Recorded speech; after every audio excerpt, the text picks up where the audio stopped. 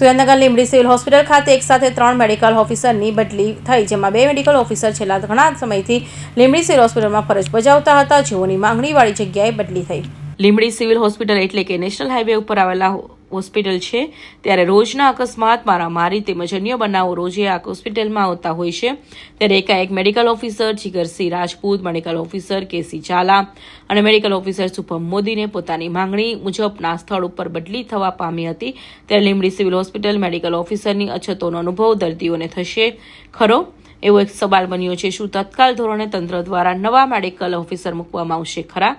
હોસ્પિટલની કામગીરી જે રીતે ચાલતી હતી તે જ રીતે ચાલશે ખરી?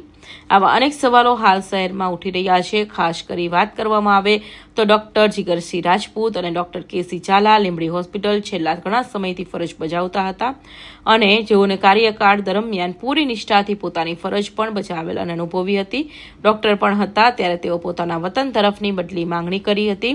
ત્યારે આ બંને ડોક્ટરોને વતન તરફ જવાની સરકાર દ્વારા માંગણી પૂર્ણ કરવામાં આવી છે।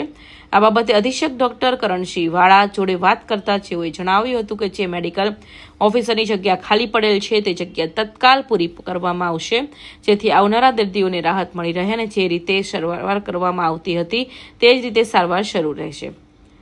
કલ્પેશ વાઢેર, સુરેન્દ્રનગર।